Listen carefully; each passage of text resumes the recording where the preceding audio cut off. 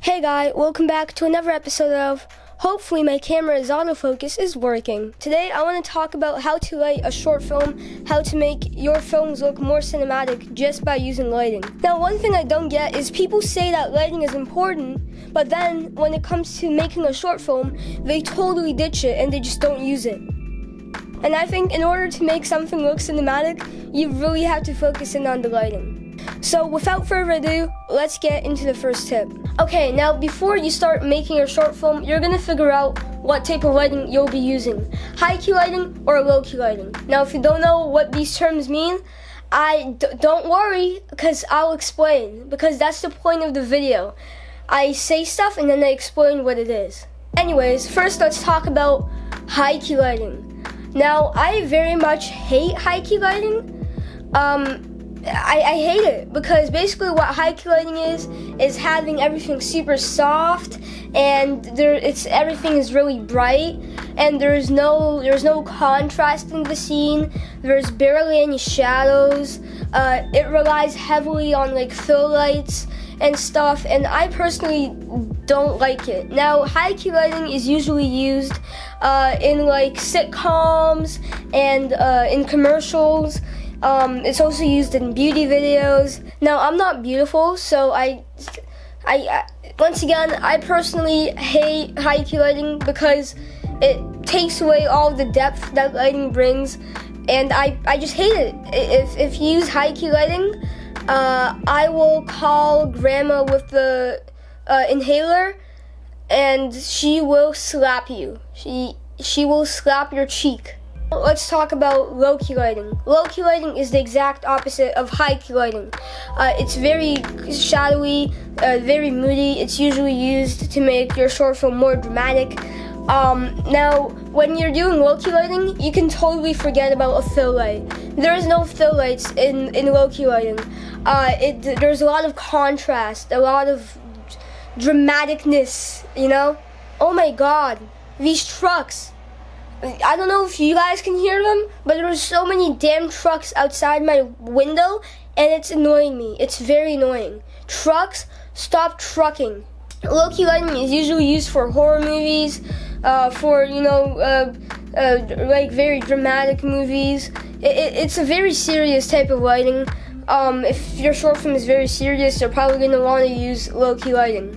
Now, the hard part of low-key lighting is that you want to black out any source of natural light, since you want everything to be very dark and you want your lighting to be very specific. So, that covers high-key and low-key lighting. Let's move on to the next tip. You guys like my really cool hat? Look how cool it is. I think I look really cool in this hat. Anyways, the second tip is motivated lighting. This is the biggest mistake I see people make when they try to light their short films. Now let's just talk about this lighting for a sec. This lighting is not motivated. So like the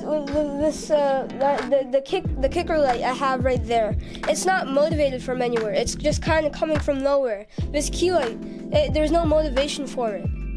Now what motivated lighting is basically taking existing light sources within your scene and having lights to motivate them. It could be as simple as adding a practical beside your subject and then motivating your lighting from the practical. This might seem simple, but it's harder than it looks.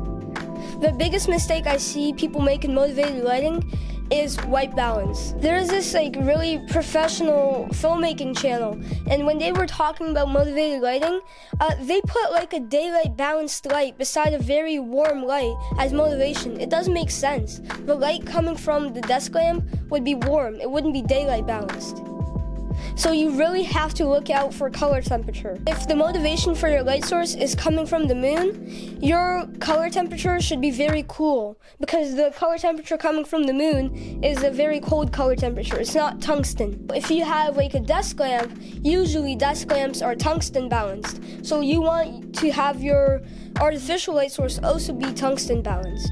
Now the second mistake I see people make in motivated lighting is direction of the light. If your practical light is on the left side of your subject, your artificial light source should also be coming from the left side of your subject. And you don't want your viewer to be confused about the lighting. Your viewer shouldn't even pay attention to the lighting. In conclusion, you have to look out for two things: the white balance of your motivated light and the direction of your motivated light. Okay, so now I'm gonna combine like 3 or 4 little tips into one big tip. So the first one being is always using a 3-point lighting setup. Now I know it might seem a bit obvious, but if you look at any TV show or movie, you're gonna see the 3-point light setup. You know, you have the key and then you have the fill and the backlight. So try to always have that on your subject. Next up is knowing your lighting direction. So what I mean by that, I think I made a video about it like a year ago, and that's like knowing what rim bright lighting is, then overhead lighting, so many different types of lighting directions and angles, but it's very important to master those because each one can give a very different effect. Now, if you don't know your lighting directions, well then go check out that video, because that will get me views and stuff, you know? Now, the third little tip is always shooting on the shadow side of your subject's face. So your camera should always be on the opposite side of your key light. Now, you're not creating a silhouette, but what you're doing is you're literally just shooting on the contrasted side of the face. This creates a lot of depth and it makes it look just super cinematic. I don't know why exactly, but it looks really good. Now, if you want to see this technique in use, literally search up any movie and you're gonna see them use this technique because it really does make it look super cinematic. Last tip for today's video is using color. Now, the most often use of color in lighting is the orange and teal thing. I don't know why I said it so sarcastically because I literally used it for this entire video. Blue and yellow just contrasts very well. The more contrast you have in your lighting, the more cinematic it looks.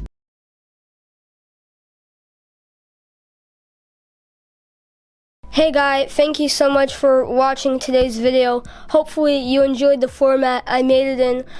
You know, I find a lot of tutorials nowadays pretty boring because it's just a guy sitting there talking and then occasionally there'll be some B-roll rolling over it.